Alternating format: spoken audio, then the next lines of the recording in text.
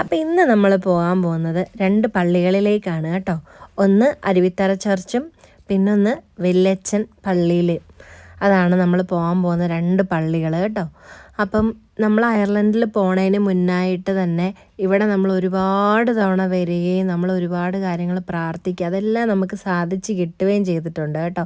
അതുപോലെ തന്നെ സിജാച്ചൻ്റെ മമ്മി എല്ലാ വർഷവും ഇവിടെ അരുവിത്തറ പള്ളി പെരുന്നാളിന് എല്ലാ വർഷവും മുടങ്ങാതെ വരുന്നതാണ്, ഒരുപാട് വർഷങ്ങളായിട്ട്. അതുകൊണ്ട് തന്നെ മമ്മി പറഞ്ഞാണ് നമ്മൾ ഈ പള്ളികളെക്കുറിച്ച് അറിഞ്ഞത്. ആദ്യം നമ്മൾ പോകുന്നത് വല്യച്ഛൻ പള്ളിയിലേക്കാണ് കേട്ടോ. അതായത് അരുവിത്തറ ചർച്ച് ടൗണിൽ തന്നെയാണ്. അവിടെ നിന്ന് ഒരു 500 മീറ്റർ മാറിയാണ് ഈ വല്യച്ഛൻ പള്ളി ഇരിക്കുന്നത്. ഇങ്ങനെ വലിയൊരു മല കയറി വേണം നമ്മൾ ആ പള്ളിയിലേക്ക് പോകാനായിട്ട്. പോകുന്ന വഴിക്ക് നല്ല ഡ്രാഗൺ ഫ്രൂട്ടിൻ്റെ കൃഷിയൊക്കെ ഉണ്ട് കേട്ടോ. ഇങ്ങനെ മല കയറി പോകുന്നതുകൊണ്ട് തന്നെ ഇതിന് വല്യച്ഛൻ മല എന്നാണ് കേട്ടോ പേര്.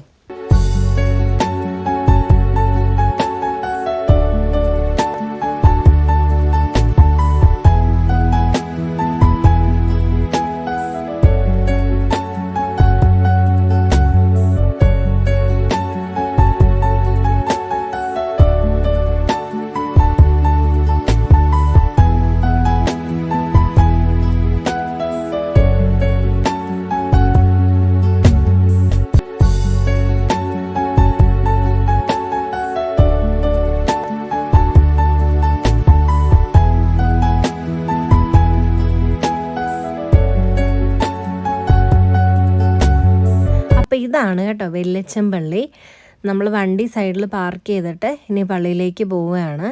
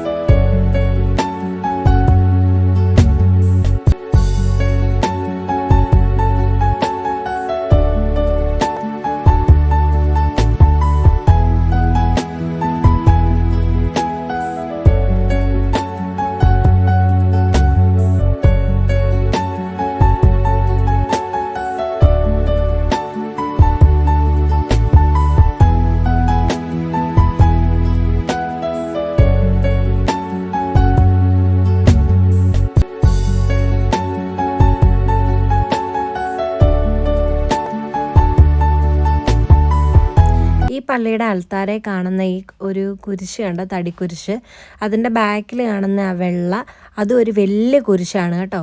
167 അടി വരുന്ന കുരിശാണ്. ഇതിൻ്റെ ബാക്കി പള്ളിയുടെ ക്രോസ് ആണ് ഇങ്ങനെ പോയേക്കുന്നത്. അത് നമുക്ക് വെളിയിൽ നിൽക്കുമ്പോഴത്തേക്കും നമുക്ക് നന്നായിട്ട് കാണാം.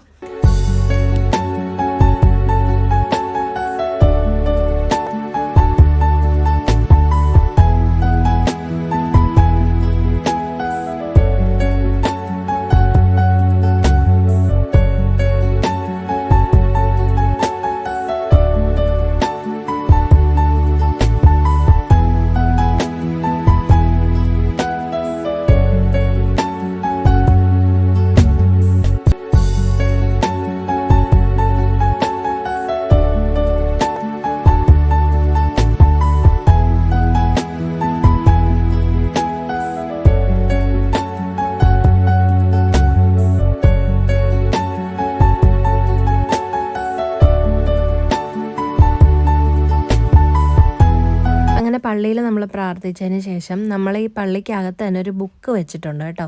അതിനകത്ത് നമ്മുടെ പ്രാർത്ഥനാവശ്യങ്ങളെല്ലാം നമുക്ക് എഴുതിയിടാം.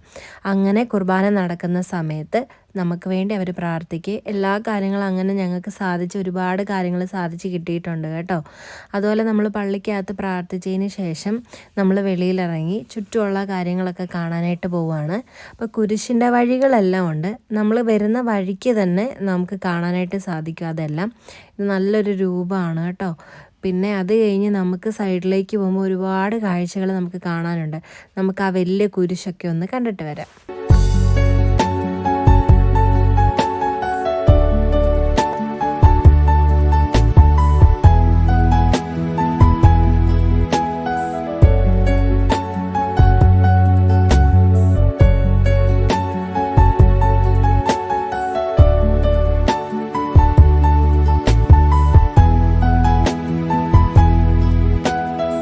കർത്താവിൻ്റെ മലയിലെ പ്രസംഗത്തിൻ്റെ ഒരു ഓർമ്മയ്ക്കായിട്ട് അതുപോലെ തന്നെ ഒരു രൂപം ഇവിടെ പണിത് വെച്ചിട്ടുണ്ട്.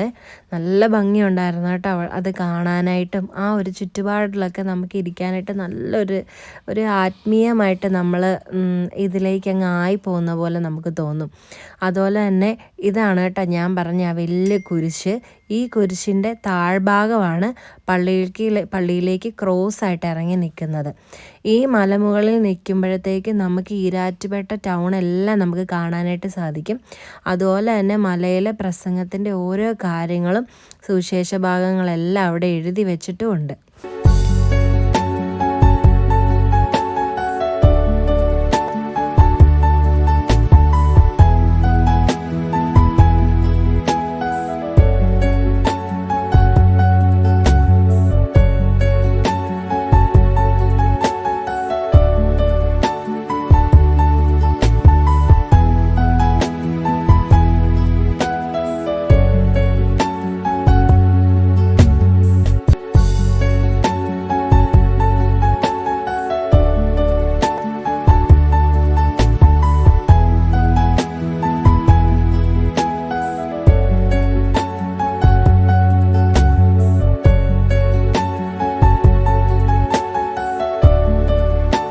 നമ്മൾ ഈ കാണുന്നതാണ് കേട്ടോ അരുവിത്തറ പള്ളി. അപ്പോൾ ഇവിടേക്ക് നമ്മൾ ഇനി അടുത്തത് പോകാൻ പോകുന്നത്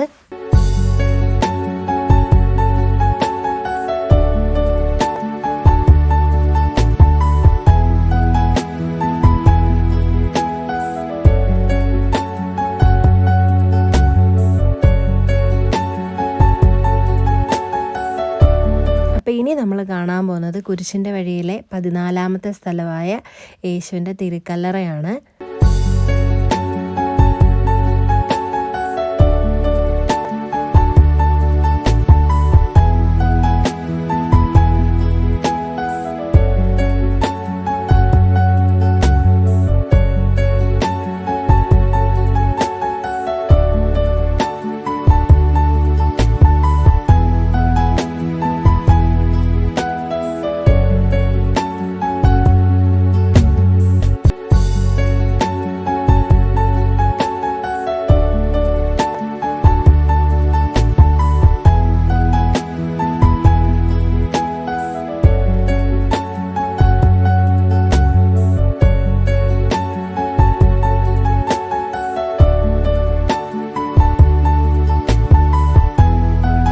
നമ്മൾ യേശുവിൻ്റെ തിരുക്കല്ലറയൊക്കെ കണ്ടതിന് ശേഷം നമ്മൾ തിരിച്ച് പിന്നെ പുറത്തിറങ്ങുമ്പം കാണുന്നത് യോന തിമിംഗലത്തിൻ്റെ വായിൽ അകപ്പെട്ടു പോകുന്ന ആ ഒരു രംഗത്തിൻ്റെ സ്റ്റാച്ചു ആണ് കേട്ടോ.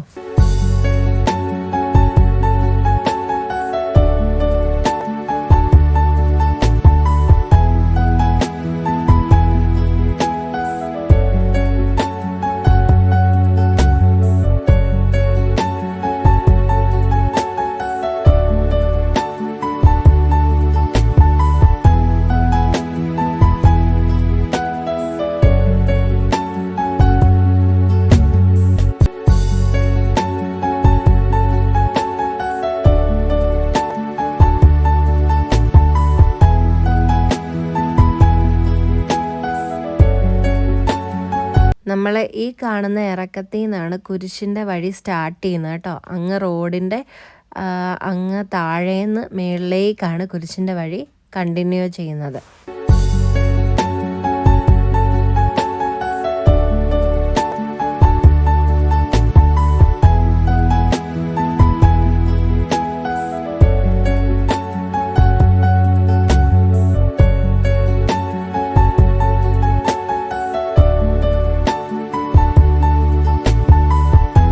അങ്ങനെ നമ്മൾ വെള്ളിയച്ചൻ പള്ളിയൊക്കെ കണ്ടതിന് ശേഷം നമ്മൾ ഇനി പോകാൻ പോകുന്നത് അരുവിത്തറ പള്ളിയിലേക്കാണ്.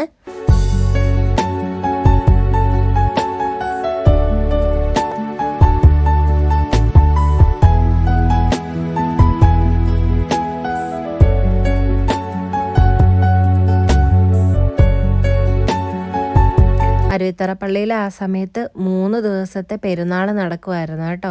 അതുകൊണ്ട് തന്നെ നല്ല ആളും ബഹളവും തിരക്കും ഭയങ്കര ബഹളമായിരുന്നു അവിടെ. അതുപോലെ തന്നെ കച്ചവടക്കാരും ഒക്കെ ഉണ്ടായിരുന്നു. അപ്പം നമ്മൾ ഇവിടെ വന്നതിന് ശേഷം നമ്മൾ പ്രാർത്ഥിച്ച് നേർച്ചയെടുത്ത്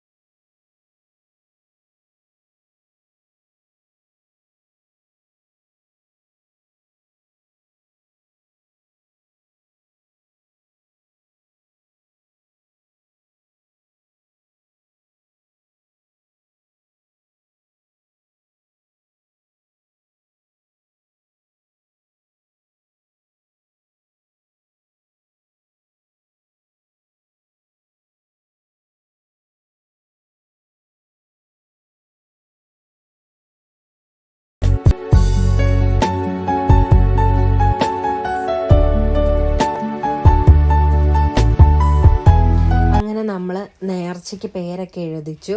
അതിനുശേഷം നമ്മൾ കഴുന്ന നേർച്ച എടുക്കാനായിട്ട് പോവുകയാണ്. നമ്മുടെ പ്രാർത്ഥനാവശ്യങ്ങളൊക്കെ മനസ്സിൽ വിചാരിച്ച് നമ്മൾ ദൈവത്തോട് നന്നായിട്ട് പ്രാർത്ഥിക്കുക. അങ്ങനെ നമ്മൾ കഴുന്ന നേർച്ചയൊക്കെ എടുത്ത് ദൈവത്തിൻ്റെ മുന്നിൽ വന്ന് നന്നായിട്ട് പ്രാർത്ഥിച്ചേട്ടോ.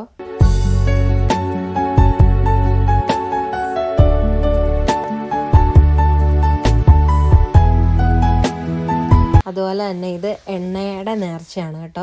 ഇവിടെ നമ്മൾ വന്നതിന് ശേഷം നമ്മൾ നന്നായിട്ട് പ്രാർത്ഥിച്ച് ഈ എണ്ണ അവിടെ ഉണ്ട് ആ എണ്ണ നമ്മൾ കുരിശിൻ്റെ മേലെ കൂടെ 3 തവണ ഒഴിച്ച് പ്രാർത്ഥിക്കാം.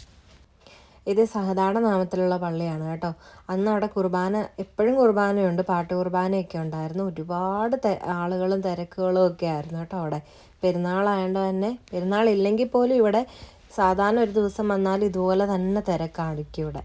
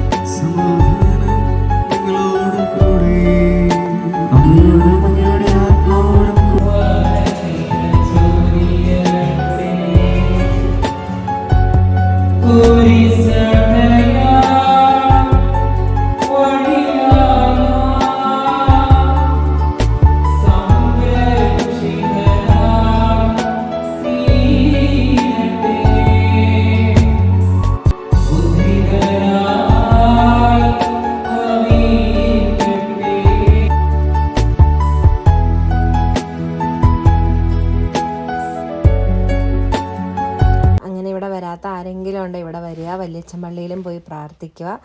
അങ്ങനെ നമ്മൾ അടുത്ത വീഡിയോയിൽ കാണുന്നത് വരെ ടാറ്റാ.